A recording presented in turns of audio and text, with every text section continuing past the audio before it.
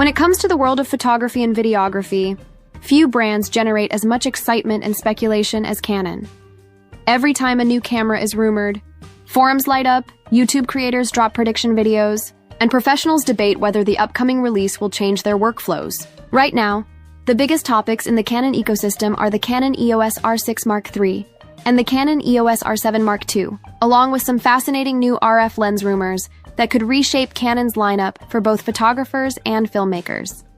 So let's break this all down. We're going to go deep into the current rumors, Canon's possible strategy, expected release dates, pricing speculation, and why these cameras could define Canon's dominance heading into 2026 and beyond. Along the way, I'll also compare Canon's rumored moves against what Nikon, Sony, Panasonic, and Fujifilm are doing, so you can get the complete picture. Canon factory rumors. The disappearing leak not too long ago. A mysterious video supposedly filmed inside a Canon manufacturing facility surfaced online. It quickly gained traction, but just as fast, it vanished. The video was taken down almost immediately, which naturally fueled speculation. What was shown in that footage? Nobody knows for sure. Some claim it revealed prototypes of the R6 Mark III. Others insist it showcased a new, premium APS-C camera, likely the R7 Mark II.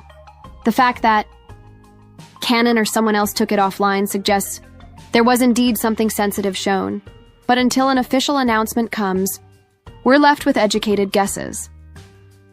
Why the Canon R6 Mark III has likely been ready for months. Industry insiders believe the Canon EOS R6 Mark III is not just a concept, it's already finished. According to several leaks, Canon has been holding back its release for strategic reasons. Why the delay? Tariffs and pricing adjustments. Global tariffs have impacted electronics, especially cameras, making Canon cautious about when to launch.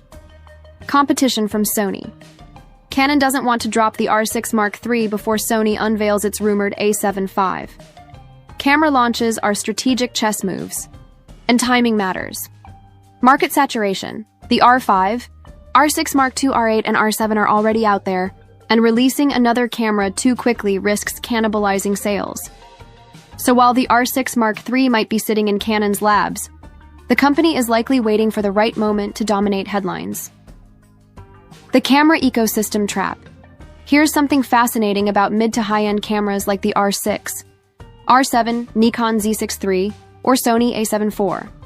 Once you buy into one of these, especially with multiple lenses, you're essentially locked into that ecosystem. Buying the camera body is like getting engaged. Buying 3 lenses is like getting married. Buying even more RF lenses? That's like having kids. You're in it for the long haul. This is exactly why Canon, Sony, and Nikon carefully plan these temple cameras. They know once you commit, you're unlikely to switch brands.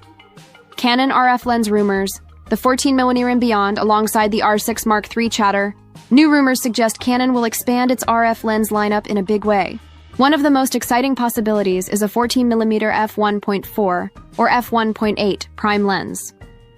Currently, Canon has the RF 15-35mm f2.8L, which is excellent for ultra-wide work. But prime shooters have been asking for something wider and faster.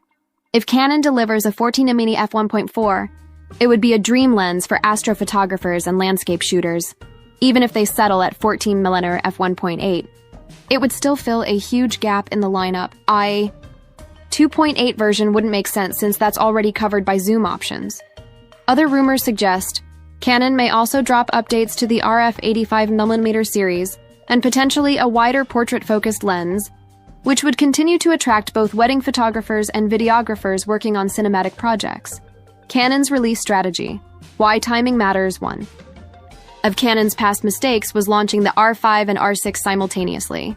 While both were great cameras, the release strategy caused the R6 to feel overshadowed by the R5's groundbreaking 8K video headline. Similarly, Panasonic made a similar error with the Lumix S1H and S1 releases, where one model completely buried the other in terms of visibility. Canon cannot afford to repeat that mistake with the R6 Mark III and R7 Mark II. If they release them together, one will inevitably get buried in the hype cycle. Ideally, Canon should stagger the releases by at least 6 to 12 months, allowing each model to shine. Canon EOS R7 Mark II, the APS-C flagship now, let's talk about the Canon EOS R7 Mark II. On paper, this could be a massive move for Canon if they play it right. Why? Because APS-C cameras still matter. For sports and wildlife photographers, a crop sensor gives extra reach without needing massive telephoto lenses. For video shooters, APS-C bodies often come with lower rolling shutter, lighter bodies, and lower prices, making them highly attractive. Rumors suggest the R7 Mark II could become Canon's premium APS-C flagship, potentially positioned as a dedicated camera for wildlife, birding, and even fast-action sports. Think of it as Canon's answer to Fujifilm's X-H2S, but with the RF lens mount. Possible features could include faster burst rates, a stacked APS-C sensor for reduced rolling shutter, enhanced autofocus powered by Canon's dual-pixel CMOS AF2 system, better video specs, possibly 6K oversampled recording. If Canon nails the execution, the R7 Mark II could dominate the APS-C space. Sensor rumors, borrowing from the Canon C50. One of the most fascinating rumors is that Canon may use a sensor derived from the Canon Cinema EOS C50 in the R6 Mark III. Why does this matter? The C50 sensor was designed with hybrid shooters in mind, optimized for both stills and video. It supports 7K open-gate recording, which is a big deal for filmmakers who want to reframe or crop in post-production. If Canon reuses that sensor across multiple bodies, it saves them development costs while giving consistency across the lineup. We've seen Canon do this before.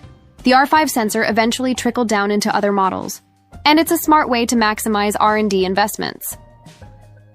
Price speculation, Canon's balancing. Act pricing will make or break the R6 Mark III. The Canon R6 Mark II. Launched around $2,499 with inflation and tariffs, the R6 Mark III could easily creep up to $2,799, $2,899.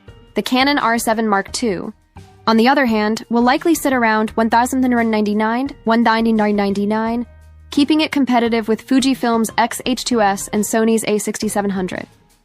By reusing sensors across different bodies, Canon can offer strong performance without skyrocketing prices, why OpenGate and CFX Press might be left out while video shooters would love to see Canon include OpenGate recording or even CFX Press support in the R6 Mark III. Don't get your hopes up.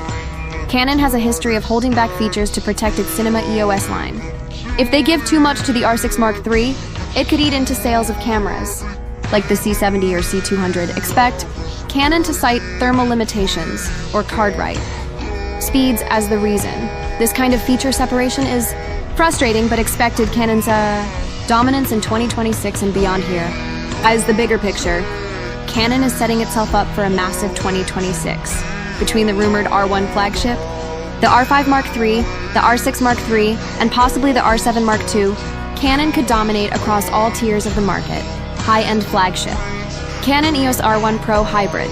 Canon EOS R5 Mark III Mid-Range Hybrid. Canon EOS R6 Mark III Premium APS-C. Canon EOS R7 Mark II Entry-Level Full Frame. Canon EOS R8 Mark II. This kind of lineup would cover professionals, enthusiasts, and hobbyists alike, ensuring Canon stays competitive against Sony and Nikon. How does this stack up against Sony, Nikon, and Fujifilm? Sony is rumored to drop the A7V soon, which will challenge the R6 Mark III directly. Sony also has the A9 III with global shutter, setting new benchmarks. Nikon recently launched the Z6 III, which offers incredible specs, but Nikon's lens ecosystem is still catching up to Canon's RF lineup. Fujifilm has doubled down on APS-C with the X-H2 and X-H2S, so Canon's R7 Mark II will be their answer to Fuji's dominance in crop sensor video and photography. Panasonic continues to push video-first bodies with their S-series, but autofocus performance still keeps many hybrid shooters leaning toward Canon and Sony. Final thoughts. Should you wait for the R6 Mark III or R7 Mark II? If you're currently shooting with the R6 Mark II or R7, you're probably in no rush to upgrade. Both are still excellent cameras, but if you're planning to buy into Canon's system for the first time, it might be worth waiting. The R6 Mark III could deliver a meaningful megapixel boost, improved low-light performance, and stronger video features. Meanwhile, the R7 Mark II could become the ultimate APS-C choice for sports and wildlife. At the end of the day, Canon knows how to play the long game. They might frustrate users by holding back certain features, but they also consistently deliver reliable, workhorse cameras that people depend on.